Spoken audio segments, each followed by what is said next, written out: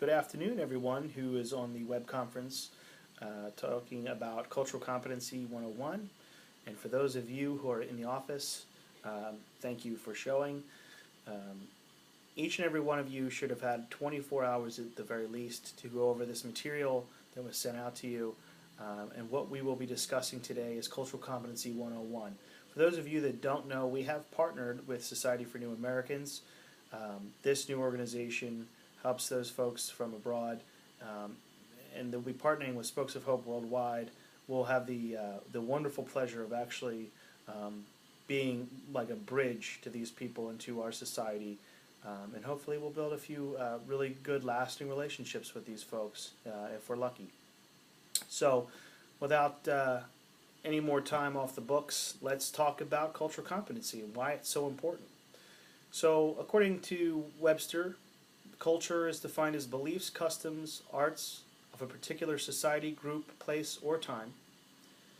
Competency is defined as an ability or skill. So you put those two together, it's further defined by the National Education Association as having an awareness of one's own cultural identity and views about difference, and the ability to learn and build on the varying group differences that make each person unique. So that's what cultural competency is, and that's great. We know now the word. What does it truly mean to Spokes of Hope?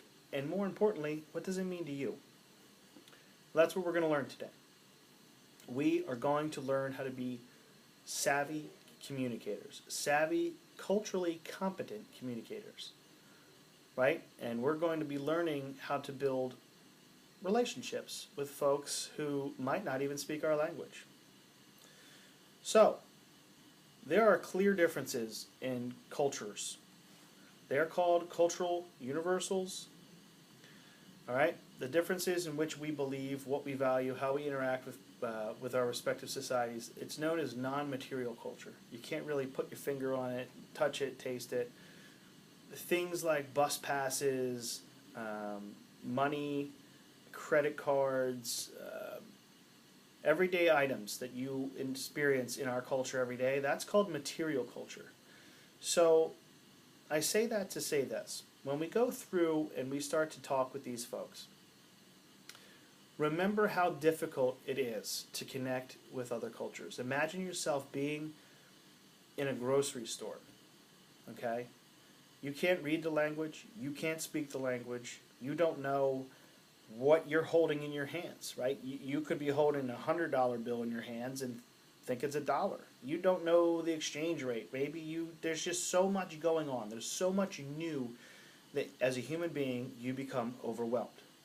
And even the smallest thing, like going out to the grocery store, could have a massive opportunity for stress and could scare you half to death. That's what's going to happen with these folks. They're going to be scared. They're not going to know. We want to be friends. We want to be able to share what we know without a biased opinion and how we operate from day to day and bring these folks along, bring them up into a society that we love while they still can understand where they came from and believe in what they want to believe in. That's our goal. So, what we need to not do is be ethnocentricist. We cannot think that our group, our culture, is far more superior than anybody else's. You know, I read a story recently about, it was an article from Ken Barger back in 2008. And from this article, he talked about being up in Eskimo, in the Eskimo culture, and he did this this race. I'll save myself the knowledge of knowing what the word is, but he had this race with dogs, a dog sled race, ultimately. And while he was doing this race, he experienced a lot of challenges. He ended up coming in dead last, but he finished it. At the end of this race, they all cheered. Everyone cheered for him. And he couldn't understand that initially because he thought, if I don't win, I'm inferior. I'm not going to be, it's win or go home, ultimately. And that's the background that he grew up in. What he learned to understand through a series of events, one with dog sledding, one with just being out in the wilderness altogether, in that culture that he was in, it means so much more just to finish. And it doesn't have to be win. It just means that much more just to finish. And so he earned respect from them. And he earned an understanding and respect for that culture as well. You come into things with a preconceived notion of you think you know what someone lives through and goes through, but you don't know. And that's the important piece of this whole project for me, personally speaking, is that, I came in here thinking I knew about certain cultures, and come to find out, until you do the research and until you immerse yourself in that culture, you know nothing. You don't know where these people come from. You don't know the challenges that they face, as well as they probably don't know our challenges. We're expected to be the bridge. We're expected to be that person who understands where they came from and try to guide them to where they're trying to go. They're trying to go, not where we're trying to go. So there's a lot of responsibility on our shoulders. So how do we pick up? How do we become better communicators? How do we understand what someone's saying, right? Well, we might get lucky. We might have someone who has learned English, and that's not uncommon, that English would be learned in an environment. We may not be so lucky. We tend to only learn English language, and the rest of our languages may not be learned. So you could get lucky and have a slight verbal barrier. What if that person comes in and they've never learned English?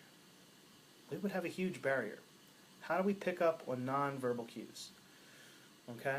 How do we succeed in creating lasting relationships with our new friends, given the obstacles with their languages and beliefs and the understanding that they just don't speak our language? Well, if you immerse yourself in someone's culture, you'll have a better understanding of knowing what the cultural universal is. What is a cultural universal? Okay? Very simply put, I can explain a pretty wide cultural universe. A universal. Smile. Smile means I get it, I accept it, I'm friendly. When you're sad, you're sad. These are all universals. Music is known as a cultural universal. There's a tempo for sad songs, and there's a tempo for happy songs. We try to find the cultural universal. Try to find out what's similar to our culture so that we can connect to somebody non-verbally. All right? And the same goes. If there's something different in that culture, try to find that out. Don't offend somebody. If shaking your hand is offensive to somebody, learn that. Understand that. Don't do it. They'll think right off the bat that they'll take offense to that. We want to receive that person and make sure that they understand that they're with the greatest bunch of people they're going to ever probably meet in the United States of America. Without being conceited, we're all great people here. We're all here for a great reason. So receive that and understand that what offends them, what doesn't offend that person. We usually get a week before these people come in, so just gather the facts, do your research, immerse yourself, become competent in that person's culture. Okay? All right. So, the other thing we want to talk about is why is it important to build cross-cultural relationships? In America, not even in America, in our generation, our single generation, we have learned to make the world a smaller place, a much smaller place. But there are still people in different cultures and backgrounds that don't have the internet. They don't have that ability, okay? So we can almost instantly identify the need, for things like, if a country's going to war. We can almost instantly identify if there's aid or support that needs to be given to a different culture from all the news media outlets, from all the internet. Well, there are people that don't really have that information. They don't really have that access. So we must always remember to continue to share our knowledge with somebody, right? And that ultimately builds a relationship. You become that source of trust for that person to come through. Don't take this lightly. Wear it as a badge of honor. Okay? Don't go through here and say, oh, this is just a job. And I know none of you will. We wouldn't be in this great organization if that was the case. So, our mission. What is our mission? Well, our mission, and I like to really follow what Ruben Martinez spoke about in 2004 when he talked about cultures kind of being that in-between, right? They're neither maybe Spanish in his instance, Spanish-American, they're neither Spanish or American. You don't want to leave someone in that in-between, right? That really struck me when I read that. So we want to make no man, woman, or child feel that they are the in-between culture. Okay? People need to connect to where they came from. And they also need to connect to what they currently are. So, we need to really bridge that gap. Make them feel accepted in our culture. And remember to leave what they believe to themselves. Don't push your values on them. Okay? America is a land of people, by the people. As such, all our cultural backgrounds are equally important and have enriched the lives of every American here in this great country. So that's what we need to remember. Excuse me.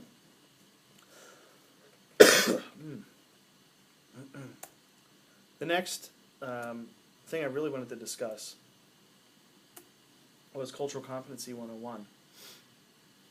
We talked about kind of trying to touch on building cultural relationships. Well, how do we do that? Well, we immerse ourselves in that information. We immerse ourselves in that culture. And we just genuinely have that want to help. Okay? Relationships will build themselves after that. Okay? But I will guarantee you that it is the most rewarding thing ever when you can build a relationship from a person who came thousands of miles away, okay, with a different culture. It's the most rewarding thing for yourself and enriches your life and everyone's life around you. Importance of self-reflection. Think about where you came from, what you believe in, what you try to do in your everyday life. Right? You strive for something every single day. Write that down. Keep it close. Keep it for yourself. Look at it. Review it. Say to yourself that this is where I came from, and I respect what I came from, so maybe I should respect and understand that someone else is going to think the same way about their culture. And that goes hand in hand with really trying to be as unbiased as we can. Well, we're human beings. We're biased. I mean, if you don't think so, just think about your beliefs. And if I were to compare my beliefs to Bob right across this table here, his beliefs are different than mine. Does that make me biased? Sure. Does that make him biased at some point? Sure. Limit the biasness. If we limit the biasness, we have an open mind.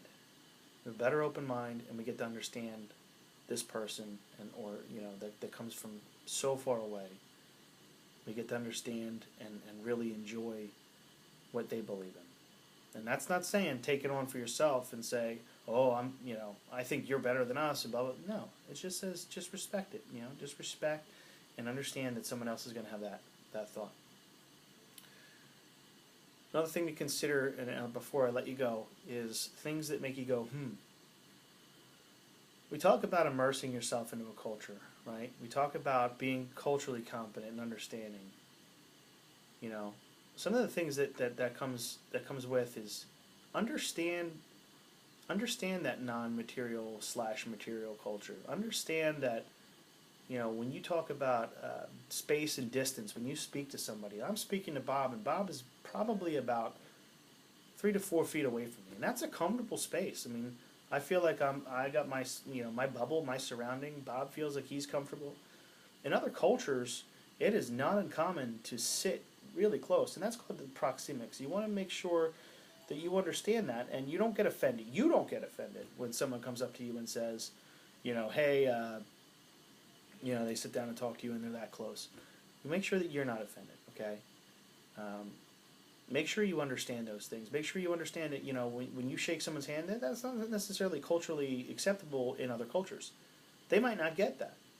They might try to understand. It's not for them to understand our culture right off the bat. It's for us to assist, right? So what makes them feel comfortable? You come thousands of miles away. You don't know anything.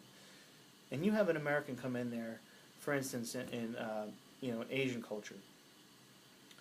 If I put my hand out for a handshake, and that's new to them too. Try to be that in-between person. Say, you know what? Okay, I know your culture. I can bow. And I can bow and show you a sign of respect that makes you feel like that's someone from home. This is somebody that I can relate to right off the bat. That's what we want to try to do. So, in conclusion, if we don't learn how to implement a successful, culturally competent training program and abide by the rules and learn how to continually be better as changes occur, we will most certainly fail our relationship with Society for New Americans. To me, that's unacceptable.